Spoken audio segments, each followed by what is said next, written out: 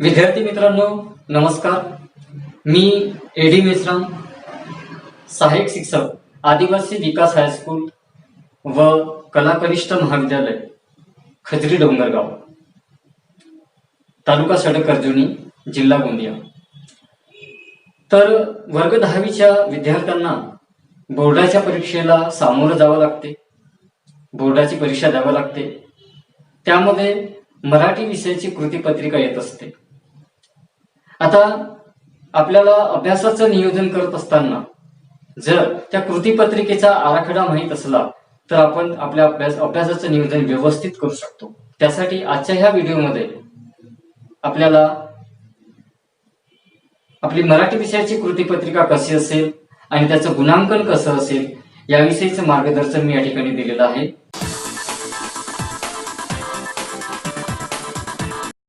तर मित्रांनो, या ठिकाणी आपण पाहत आहोत सत्र 2019-20 मध्ये बदल झाल्यानुसार मराठी विषयाचा सुधारित कृतीपत्रिका आराखडा आणि मूल्यमापन.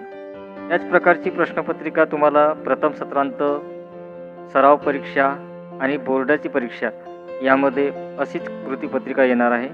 त्याचा हा आराखडा. सर्वप्रथम आपण पाहू विभागानुसार गुण विभागणी. एकंदरीत या ठिकाणी 5 विभाग असतात.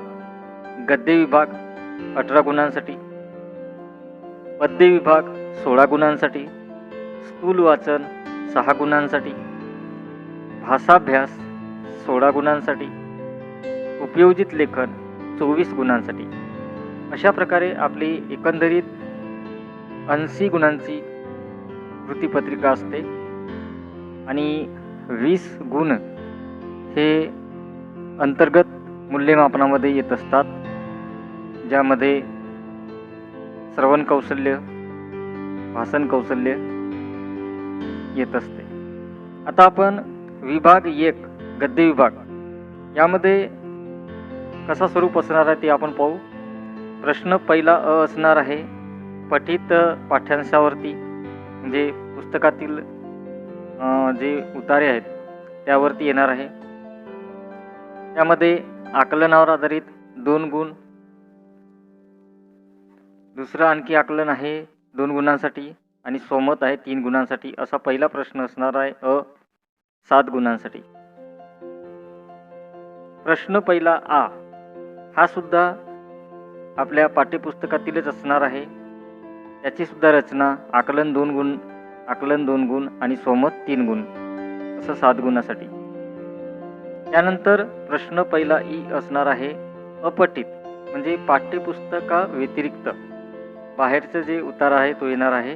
त्यामध्ये आकलनावर 2 म्हणजे असे एकंदरीत 4 गुणांचे प्रश्न असणार आहेत. त्यानंतर विभाग दुसरा पद्य, म्हणजे प्रश्न दुसरा अ पाठ्यपुस्तकामध्ये असलेली जी कविता असेल त्यावर आधारित हे प्रश्न असतील. पहिला प्रश्न आकलन 2 गुणासाठी, दुसरा प्रश्न आकलन 2 गुणासाठी, तिसरा प्रश्न अर्थसौंदर्य 2 गुणासाठी आणि चौथा प्रश्न काव्य सौंदर्य 2 गुणासाठी. असं एकूण 8 गुणांसाठी असणार आहे. त्यानंतर प्रश्न दुसरा आ कवितेवर आधारित कृती ही 4 गुणांसाठी असणार आहे आणि खाली जे स्वरूप दिलेलं आहे या स्वरूपामधून कोणतेही प्रश्न हे 4 गुणांसाठी विचारले जाणारे असतील.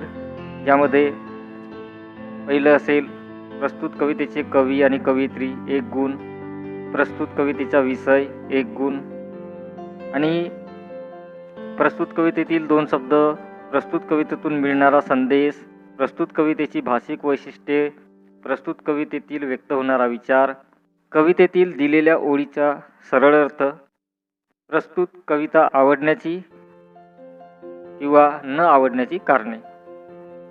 अशा प्रकारे ह्या एकंदरीत घटकामधून 4 गुणांसाठी प्रश्न विचारलेला असेल प्रश्न दुसरा आ मध्ये. त्यानंतर प्रश्न दुसरा ई काव्यपंक्तीचे रसग्रहण हे 4 गुणांसाठी असणार आहे. आता यामध्ये प्रश्न दुसरा अ आणि आ यामध्ये दिलेल्या ज्या कविता आहेत त्या कविता सोडून पाठ्यपुस्तकातील इतर ज्या समाविष्ट कविता आहेत त्यातील एका कवितेमधून रसग्रहणास अनुकूल 2 किंवा 4 ओळी या ठिकाणी असणार आहेत आणि त्यावर आपल्याला खालील मुद्द्यांच्या आधारे रसग्रहण करायचं आहे. हास्य सौंदर्य 1 गुण, काव्य सौंदर्य 1 गुण, भाषिक वैशिष्ट्य 2 गुण.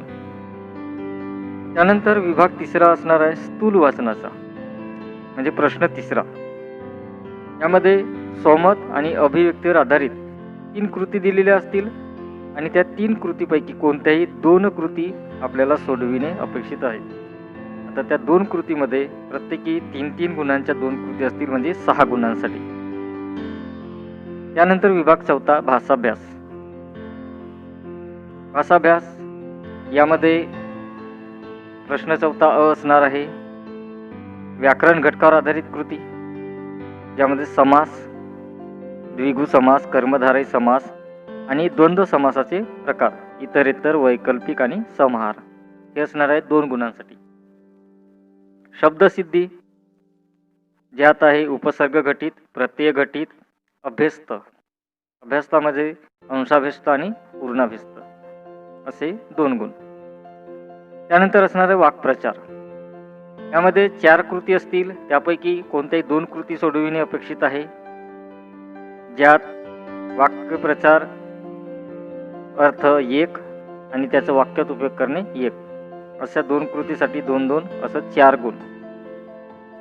त्यानंतर प्रश्न चौथा आ असणार आहे भाषा सौंदर्य, ज्यामध्ये पहिलं आहे शब्दसंपत्ती, समानार्थी शब्द, विरुद्धार्थी शब्द, एकवचन, अनेक वचन, शब्दसमूहाबद्दल एक शब्द लिहिणे, शब्दातील अक्षरांपासून अर्थपूर्ण शब्द तयार करणे.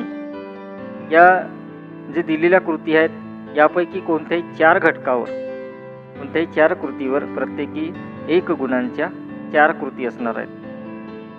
त्यानंतर प्रश्न चौथा 2 लेखन नियमानुसार लेखन. यामध्ये 4 पर्याय असलेल्या 6 कृती असणार आहेत. त्यातील कोणत्याही 4 कृती सोडवायच्या आहेत 2 गुणांसाठी, प्रत्येकी 2 गुणांसाठी. त्या 4 पर्यायातील एक लेखन नियमानुसार अचूक शब्द लिहिणे. जे या प्रश्नासाठी दिलेले जे 4 पर्याय असतील त्यातील अचूक शब्द लिहिणे अपेक्षित आहे. याला किंवा असतो वाक्यातील चुकीचे शब्द ओळखून लेखन नियमानुसार दुरुस्त करणे. वाक्यामध्ये काही चुकीचे शब्द असणार आहेत आणि ते चुकीचे शब्द आपल्याला पुन्हा दुरुस्त करून लिहायचे असते आणि एका वाक्यात किमान 2 शब्द चुकीचे असणार आहेत. अशा 4 वाक्यांपैकी कोणतेही 2 सोडविणे आवश्यक असते. त्यानंतर प्रश्न चौथा तिसरा योग्य विरामचिन्हांचा वापर, विरामचिन्हे ओळखा, चुकीची विरामचिन्हे बदला, असं विरामचिन्हावर आधारित हे प्रश्न असणार आहेत. यापैकी 1 गुणांसाठी कोणतीही 1 कृती असेल.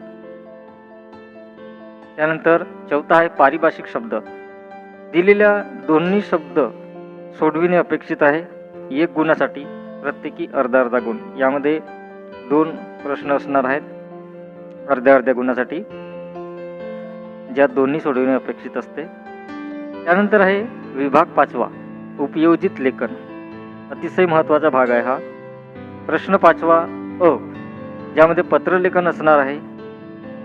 एक असणार आहे औपचारिक, ज्याला कार्यालयीन पत्र आपण म्हणतो, मागणी किंवा विनंती करणारे. आणि दुसरा भाग असणार आहे अनौपचारिक कौटुंबिक.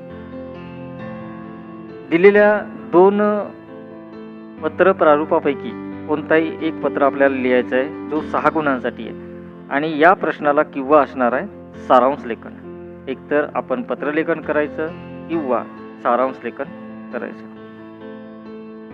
प्रश्न 5वा आ, जाहिरात लेखन, बातमी लेखन, कथा लेखन. या 3 कृतीपैकी कोणत्याही 2 कृती सोडविणे आहे, म्हणजे 5-5 गुणांसाठी असे 10 गुण या ठिकाणी आहेत.